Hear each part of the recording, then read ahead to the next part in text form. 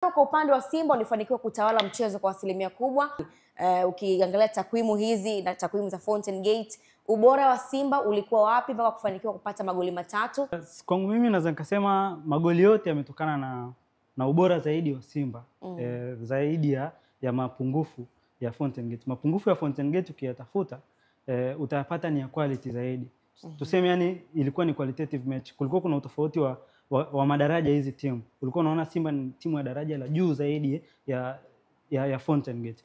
Kwa maana kwamba ulikuwa unaona Simba wamewadominate karibia kila kitu Fountain Gate. Kuanzia uwezo wa mchezaji moja moja, ina maana hizo ni individual technical ability ambayo inaenda kutengeneza team tactics. Na kwenye team tactics tunaona Simba walikuwa wamedominate mchezo. Na kumbuka timu inadominate mchezo ina possess zaidi na create chances nyingi, na tunasema inakuwa ni proactive. Yenyewe inatawala kila kitu. Kwa hiyo hata ile timu inayotawaliwa ambao sasa ndo Fountain Gate inasubiri sisi tumekuwa proacted, tumetawaliwa. Kwa hiyo sisi tunakuwa tuna react.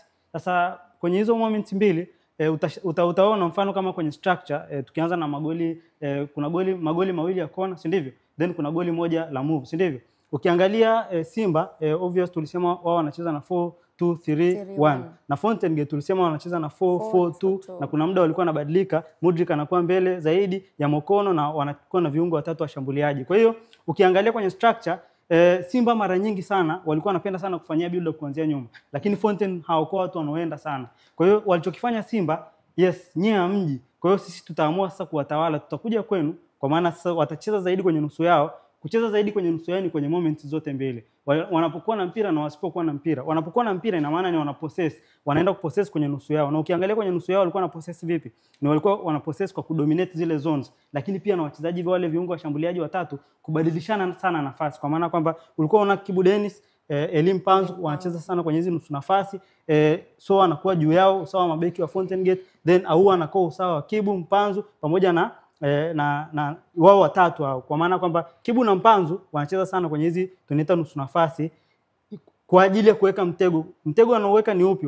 Wanauliza sana wa fullbacks wa Fountain Gate, mtakuja mtufuate sisi, halafu Kapombe na Nabi Kamara wapate hizi space za kuweza kushambulia kwenye mapana uwanja. Na hii ni structure ya kudominate hizi position mbili, flanks na hizi half spaces. Lakini hawa walikuwa wanaunganishwa na watu. Mara nyingi sana alikuwa ni Kagoma, Mzamiru anabaki, au kama Mzamiru akienda basi Kagoma anabaki. Sasa hii structure iliwasaidia Simba. Mfano mzuri ni kwenye goli alilofunga Jean Charles Ahoua. Ukiangalia kwenye ile goli ulikuwa unaona, of course nilisema wao viungo watatu washambuliaji walikuwa wanabadilishana sana nafasi. Lengo lao pia kubadilishana sana nafasi ilikuwa ni kuwachanganya au kuvuruga, kama endapo Fountain Gate watakuwa wamemark mtu kwa mtu. Ina maana kama Ahoua atakuja basi hata kulandana anaweza kumfuata. Kwa hiyo walikuwa sana wanabadilishana sana nafasi. Ulikuwa unaona kuna nyakati pia hata wote wanakuwa upande mmoja. Na kwenye ile moment utaona goli alilofunga Jean Charles Ahoua, utaona kwenye ile moment Mzamiru alikuwa chini, Kagoma ndo kaenda. Na kwenye ile moment Kapombe alikuwa na overlap, then mpira ukafika hadi kwenye eneo la mwisho. Ni walikuwa wanaenda ku create chances Simba. Lakini Fountain Gate wakaupora ule mpira. Nikasema moment ya kwanza ni Simba wanapenda sana kucheza kwenye nusu ya Fountain Gate. Lengo lao nini? Wanapokuwa na mpira muda huo pia wanaendelea kujilinda. Kwa maana gani? Ball possession nimesoma asilimia zaidi ya 60. Si ndivyo? Zile asilimia 60 so za wao kupossess tu mpira. Hata pia kupossess ni sehemu ya kujilinda. Si hana mpinzani. Yaani mpira unao wewe, ina maana bado unaulinda. Haushambuliwi, si ndivyo? Kwa hiyo alichokuwa anakifanya cha kwanza kujilinda ni kupossess. Lakini cha pili kujilinda ni kwamba muda ule mpira ulivyopotea, angalia Simba walivyoreact kwenye ule mpira. Ina maana huku kwenye nusu ya mpinzani Kagoma alienda kapora ule mpira. Kumbuka Kagoma akapora ule mpira akapenya mpaka kaenda katengeneza ile chance ambayo au alifunga. Kwa hiyo hapa hivi unaona wanapossess sana, wakiupoteza wanaenda counter press, na ndo hapa goli lilipozaliwa. Lakini magoli mawili yalitokea kwenye kona, si ndivyo? Tunasema kwenye mpira wa miguu asilimia 30 ya magoli yanafungwa kwa set plays, si ndivyo? Kwa mipira ya kutenga. Kati ya asilimia 100 ya magoli yote yanayofungwa. Ukiangalia kwenye magoli matatu leo ya Simba kuna magoli mawili ya kona, si ndivyo? Goli la Rushaine De Rook pamoja na goli la alilofunga Jonathan Soa, si ndivyo? Ukiangalia kwenye hayo magoli mawili, kwanza ni namna kona zinavyotokea, ni kwa sababu ya hivi wanavyopenda kucheza kwenye nusu ya mpinzani, kwa sababu walishamtawala. Kitu cha pili, namna gani wanazizuia zile kona. Goli la kwanza la Rushaine De Rook ni linafanana na goli walilofunga Yanga jana. Na tulichambua vizuri hapa. Tukasema kwenye kona kuna style mbili za kuzuia kona. Kuna ile kumark kila mtu na mtu kwenye box. Hapo ni kama timu zote mbili wachezaji wana uwezo sawa. Kwa sababu wanaweza kubato kwenye ile moja dhidi ya moja. Lakini kuna ile mna mark position. Wanajua kabisa anayepiga hii kona ni Jean Charles Ahoua. Mara nyingi anapiga na mguu wa kulia. Mtu anayepiga na mguu wa kulia mpira unaelekea ndani, wanaita in swing, si ndivyo? Unaelekea golini.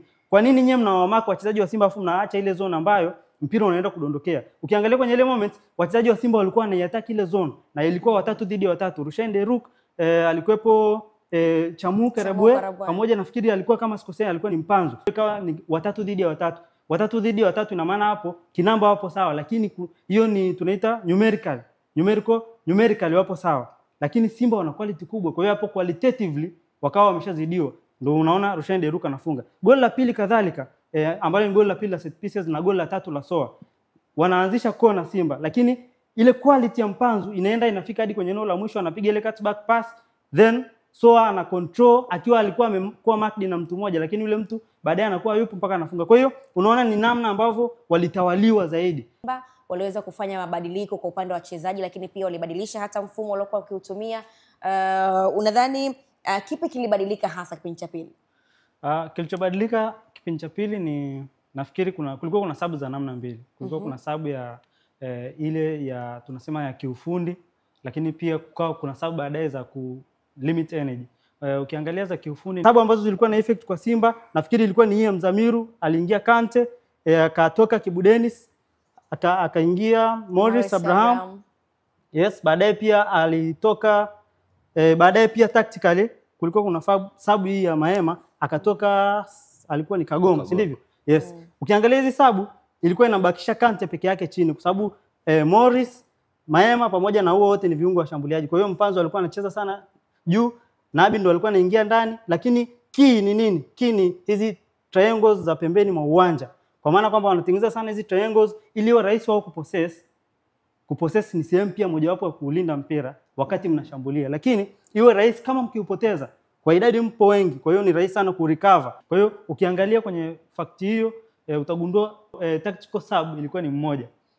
Ilikuwa ni ile sabu ya kwanza, kwa maana wale wachezaji watatu waliotoka mara ya kwanza, lakini wawili wa mwisho nikimaanisha sabu iliyomhusisha Wilson Nangu na sabu iliyomhusisha David Kameta Duchu, ambapo Kapombe pamoja na Rushaine De Reuck walitoka, ilikuwa ni kulimit energy. Ukiangalia wao ni wachezaji ambao wanaweza kutumika mechi ijayo, mechi hii ushaiona tactically umeimaliza, kwa nini usilimit energy zao? Kwa nini waruhusu paka wachoke? Kwa hiyo naamini zilikuwa ni sub za style kama hiyo.